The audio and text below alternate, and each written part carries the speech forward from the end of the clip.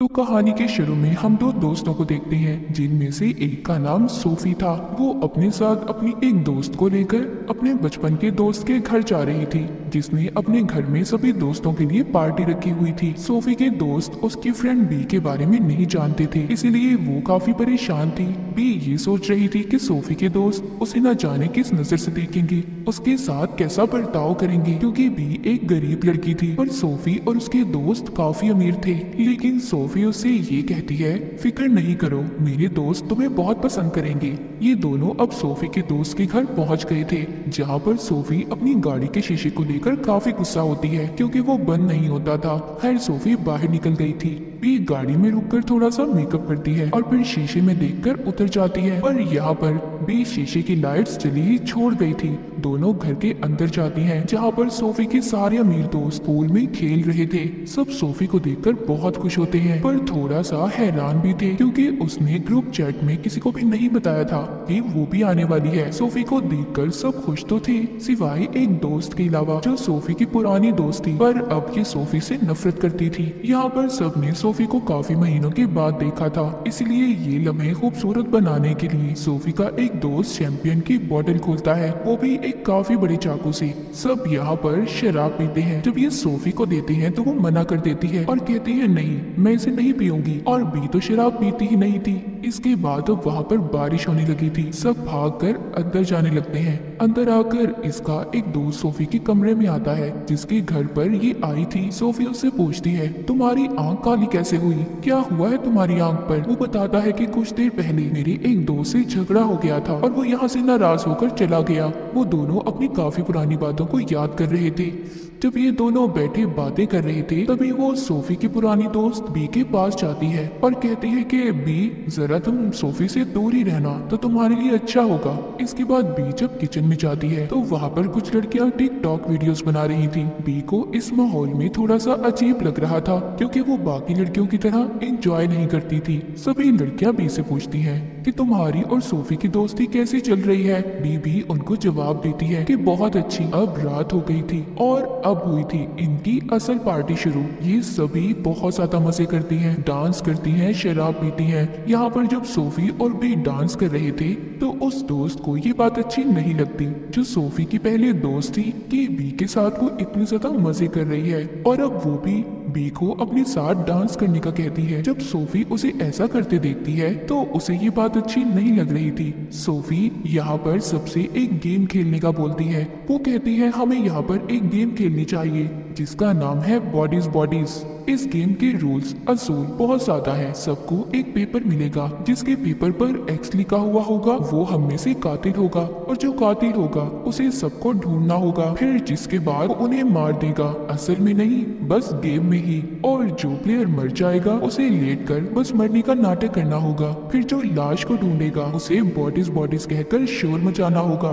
बस यही गेम है। सब इस गेम को खेलने के लिए तैयार थे। सभी गेम शुरू करने से पहले शराब पीते हैं और एक दूसरे को थप्पड़ मारते हैं। काफी अजीब था ये सब। ये सभी लाइट्स को बंद कर देते हैं। गेम को शुरू कर दिया जाता है। सब अपने फोन की लाइट्स को जलाकर एक एक करके छुप गए थे। बी अपने मोबाइल फोन की लाइट जलाकर छुपने की जगह को ढूंढ ही रही थी, तभी उसे आवाज आती है, बॉडीज बॉडीज, कातिल ने किसी को मार दिया था। यानी कि इसका मतलब ये था कि एक प्लेयर ने किसी को ढूंढ लिया है। सब अब दोबारा से इकट्ठे होते हैं। इनका एक दोस्त मर गया था, मतलब वो मरने का नाटक कर रहा था। सब सोचते हैं कि हमारे दरमियान में कातिल कौन है। सभी एक दूसरे पर इल्जाम लगा रहे थे। कोई कहता है कि तुम कातिल हो तो कोई कह रहा था कि तुम। इनमें आपस में झगड़ा हो गया था, पर ये गेम वाला झगड़ा नहीं था। ये लड़ाई इनकी असल लड़ाई में बदल जाती है।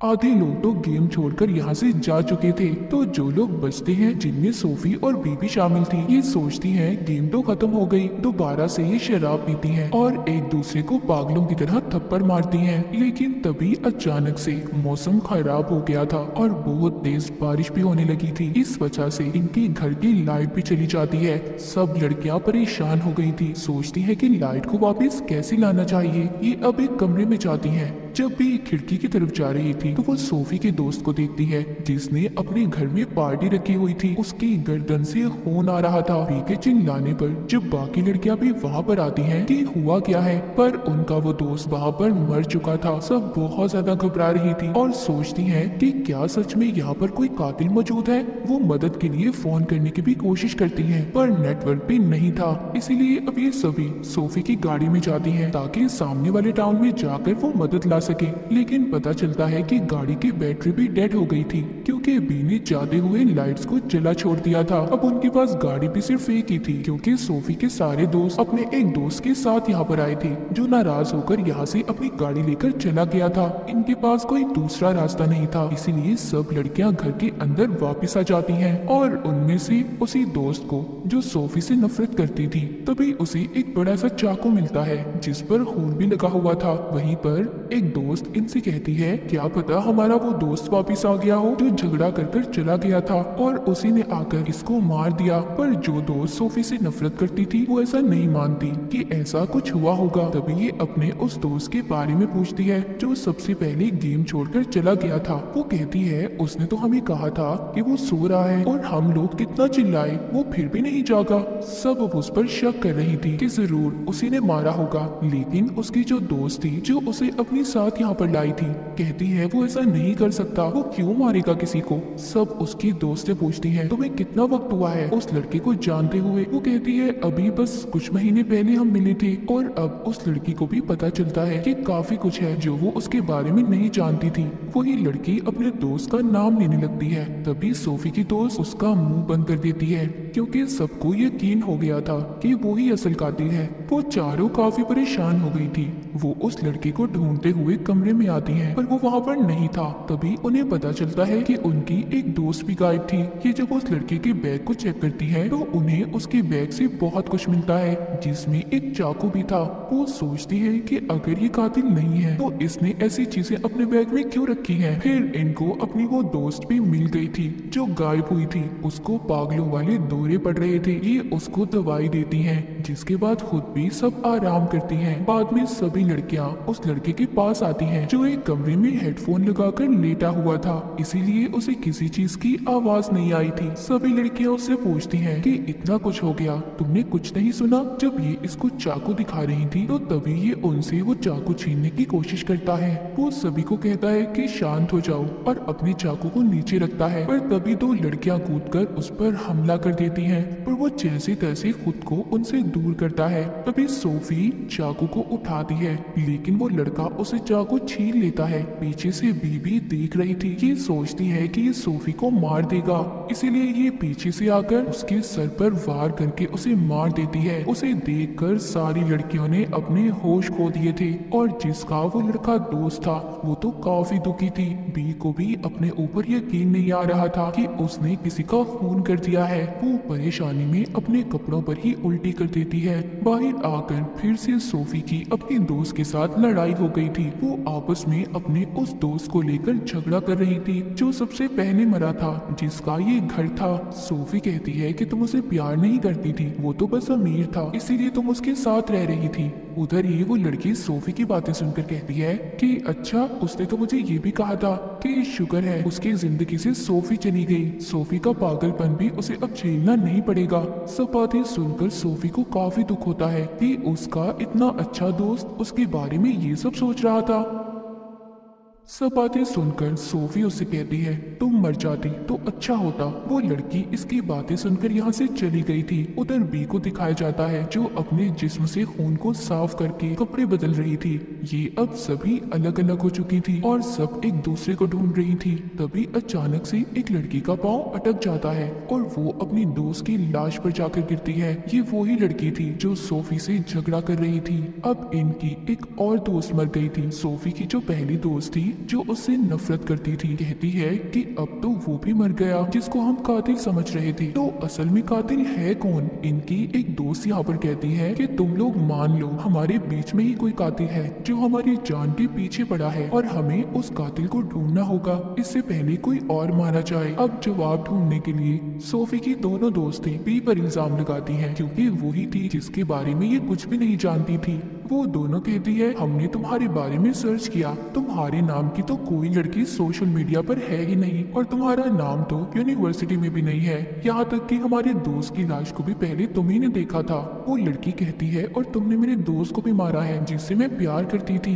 ये सब कहकर वो दोनों लड़कियां सोफी की दोस्त बी को घर से बाहर निकाल देती हैं। बाहर बहुत तेज तूफान था और बारिश भी बहुत तेज हो रही थी। इन्होंने घर के सभी दरवाजों को बंद कर दिया था, इसलिए बी अब सोफी की गाड़ी में छुपने के लिए चली जाती है। गाड़ी के शीशे को नीचे करती है और गाड़ी में जाकर बैठ गई थी। वो सूखे कपड़े पहनती है और चिप्स खाती है। वो फिर से जाने की कोशिश करती है। जब वो खिड़की पर खड़ी थी तो वो सोफी की दोस्त को देखती है जो सोफी से नफरत करती थी। वो अपने दोस्त के डैड की बंदूक को चुरा रही थी। कुछ देर के बाद बी को एक खुफिया रास्ता मिलता है जिससे वो घर के अंदर आ जाती है। वो सोफी और उसके साथ दूसरी लड़की को बताती है कि सोफी तुम्हारी ये दोस्त जिसका नाम जॉर्डन है उसके पास बंदूक है, पर जॉर्डन अपनी जेब दिखाती है, उसके पास कुछ भी नहीं था। उसकी जेब से एक पेपर गिरता है जिस पर एक्स लिखा हुआ था, यानी कि जॉर्डन ही कातिल थी।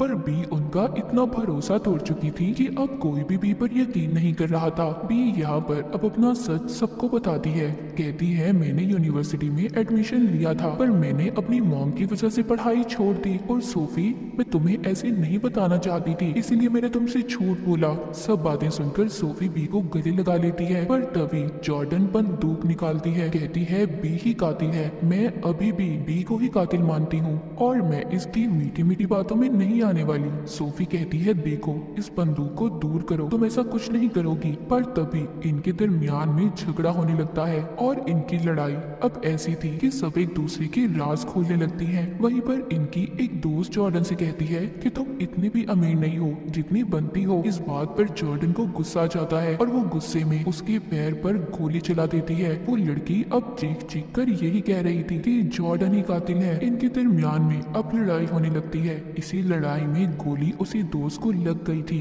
जिसके पाँव में पहले जॉर्डन ने गोली मारी थी। वो अब मर चुकी थी, पर अब जॉर्डन अपनी जान बचाने के लिए जब ऊपर जाती है तो इसके पीछे सोफी भी जा रही थी। इससे बंदूक लेने की कोशिश कर रही थी, लेकिन जब बी ये देखती है तो वो जॉर्डन का गला पकड़कर उसे नीचे गिरा देती है। जॉर्डन मरने से पहले बी से कहती है कि सोफी का फोन देखो, वो तुम्हें धोखा दे रही है। अब सिर्फ बी और सोफी बचे थे। इनके 5 दोस्त मर गए थे। बी को भी सोफी पर यकीन नहीं था, इसलिए ये रात उससे छुपकर गुजारती है। जब सुबह होती है तो बी बाहर निकलती है। बारिश भी बंद हो गई थी। पीछे से सोफी आकर उसको गले लगाती है।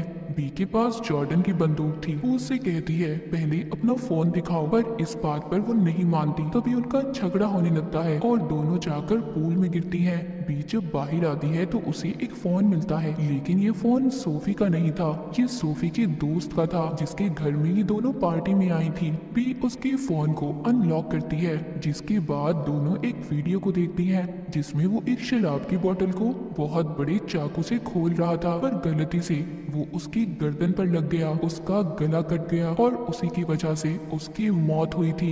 यानी कि यहाँ पर कोई कातिल था ही नहीं। जितने भी लोगों की जान गई सब बेकार में मारे गए। तभी वहाँ पर सोफी का वो दोस्त आता है जो झगड़ा कर चला गया था। वो वहाँ पर पड़ी जब लाशों को देखता है तो सोचता है कि आखिर यहाँ पर हुआ क्या था। तभी बी देखती है फोन में सिग्नल्स आ गए थे और लाइट भी आ गई थी। तो यहाँ पर बेचारे जितने भी दोस्तों की जान गई सब बेकारी में मारे गए। ना तो कोई कातिल था और ना ही उनके मरने की कोई वजह, ना कोई दुश्मनी। बाज दफा हम ऐसी गलतियां कर जाते हैं जिस बारे में हम खुद भी नहीं जान पाते कि हम कर क्या रहे हैं। तो कुछ भी करने से पहले उस बात का जरूर पता करें कि आखिर असल बात क्या है। और इन दोस्तों ने जो गलती की ये अपनी जान से गए, या फिर ये कह ले ये इनकी बेवकूफी थी। और इसी के साथ ये कहानी यहीं पर खत्म हो जाती है।